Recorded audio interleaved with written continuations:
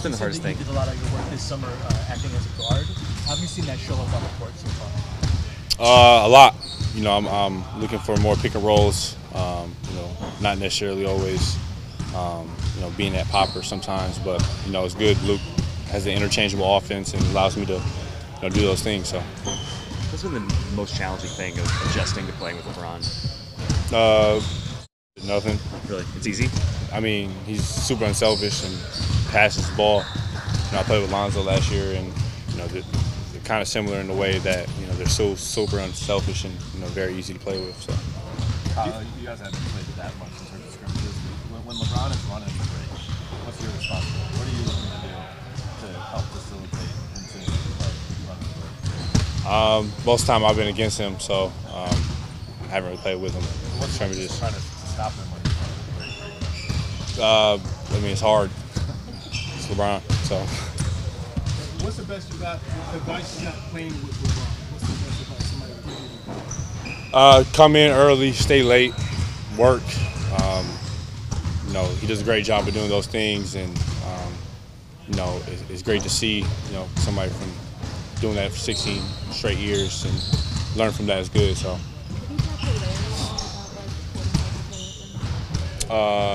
No, nope. How much have you seen guys like yourself, Josh, Brandon improve the three-point shot this summer? A lot. You know, all three of us have been in the gym all summer, seeing Josh shoot it really well from summer league. Brandon still developing in it, and you know, of course, I've been in the gym shooting and improving as well. So, are you guys to a point where that could actually be a strength? For the team? I mean, for the guys who were coming back and kind of part of that group last year, probably specifically, but sure, as a team. I mean, as a string, yeah. I mean, Josh shot 40. I shot, I don't know, 36, whatever. Brandon shot 39. So I think it should be a strength eventually. You spent a lot of time talking about how much you put in the work in your body in the offseason. How have you seen that for a couple days of camp help you where you feel that most? You know, when I'm hitting guys on offense in the post, when I'm, you know, guarding guys and you know beating them to a spot or taking blows, you know, seeing those things, you know, I really see it translate from the weight room from there. So. You were talking before about developing guard skills, working on that part of your game. Are you picturing yourself having more responsibilities or a wider range of responsibilities this season on the court than last year? No, I don't really expect nothing. I just, you know, just like to work on my game. So if my number is called in a situation, I'm able to operate in that situation. Are you looking forward to going against a different team come Sunday? I can't wait. I mean, I'm tired of going against everybody every single day. You know, be fun to, you know, be on a team with everybody and go against some other opponents. So. You like one of the greats like Kobe and LeBron. Has there been any one technical thing or move that you've learned from LeBron in this first week? Move? No. Anything technical you picked up? No. Yeah, I don't think so. Not yet. Not yet, at least. Have you met LeBron? Are there small ball scenarios where you'll play center? Yeah. I mean, I've been playing center a little bit in training camp. It's been going well. You know, picking it up. And like I said, I never really played the 5 before, and you know, I think it'd be good for us. You know, having a small ball unit, getting out and running and gunning. So. Did you never play? Were you ever the big guy on the floor? I mean, high school, if you want to call it high school, but that don't really count. But no, it's a work in progress. But you know, I think it'll be great for us as time comes. Luke had said that you would ask them like about film and as far as like the defending as a 5, like your responsibilities. What do you feel like you learned from that? You know, you got to be the anchor of defense. You know, that 5 position calls out, you know, pick and roll screens. You know, that 5 is usually around the rim, so you see, you know, everything, you know, in the backcourt and everything. So, you know, watching that film has really helped in that area. You know, just trying to be that type of anchor when I'm playing the 5 in training camp. So. Do you feel like that showed up in training camp so far? What? Like the results that you wanted from that? Yeah, it's a work in progress. Like I said, it's coming. You know, every day is, you know, a challenge, and you know, I learn every single day, and you know, I'm just glad that, you know, I can definitely see it coming. So. How much does playing in that anchor role, where you just described it, help you just in learning as a young defender, just becoming more aware of things? It just makes you talk. I think that when you talk, you're always aware of things. When you're kind of mute, you might miss a couple assignments or whatnot. So it really allows me to be super aware on the court, and it's helped me be in position, on that off ball. So. What does Lonzo bring to the team? Say it again. What does Lonzo bring to the team? Rondo? Yeah, how does he help you? Brings leadership. A guy that been there, done that, won championships. Brings championship habits every day. Comes to the gym, works. Student of the game. Pretty much, anything you'd want for somebody. So. Has the new additions offered that much more competitiveness on the squad? Are you guys that much more competitive defensively? Just more competitive in general. I feel like practice from last year's training camp to now is totally different. We got guys that are going 110 miles per hour. Even the vets. LeBron. He's in every drill. Rondo's in every drill. JaVale's in every drill. So.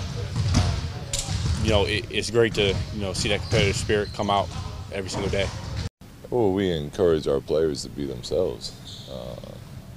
If they feel strongly about something and want to stand up for it, of course we encourage that. It's part of growth. That's part of becoming a man. And if you choose not to do anything and keep your beliefs to yourself, we encourage that too. There's no right way of doing anything when it comes to that.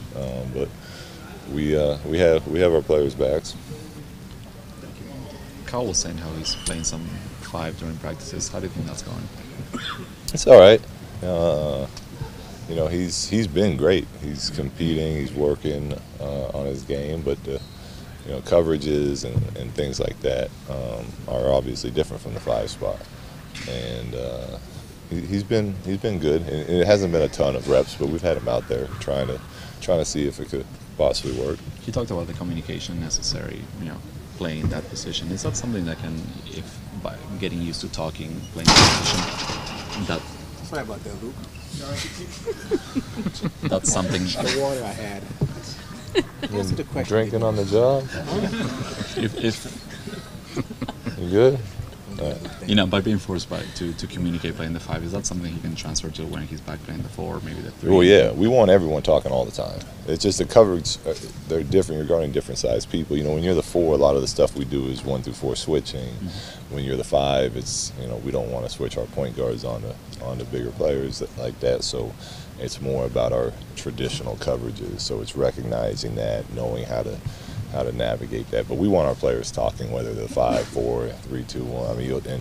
And they're getting better at it. I think Rondo and LeBron have done a nice job of talking, and we've not so much Rondo, but we've had LeBron all over the court position-wise, and he's still able to call out coverages. So we expect that from all our players. And with Kuzma, we talked a lot about the change in his body. What have you seen different from him in terms of maybe absorbing more contact? Yeah, you can see it. You can feel it. You work out with him. He's much more of a man right now physically. The way he runs the court, the way he's jumping and taking contact, all those things you talked about, rebounding the ball. So he's worked extremely hard this offseason, and it is showing on the court. Did Lonzo scrimmage today? Lonzo, yeah, he was full go. Okay, how did that look, and how did he feel coming off of the last couple of days? He's felt good. He looked great. I was shocked how good he looked the last 2 days as far as just his feel, for the game and being out there and competing. He hasn't played any basketball since last season, so it was pretty impressive that that much time off, come against guys who've been working all summer and in camp already, and you can't really notice a difference between him and the other guys. So I was very impressed and pleased to see that. Do you think this season will be easier for him in a couple of regards, having more ball handlers on the floor, that not needing all to be on him, and then also just having the presence of LeBron? Well, I think it's always easier, somewhat easier. Your second year, you feel what the NBA is about as a rookie, and then you kind of start to wrap your head around it.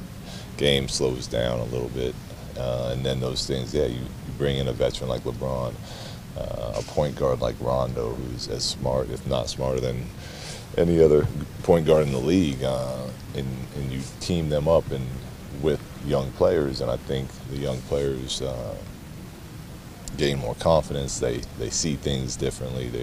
So I think for him and our other guys, it'll be.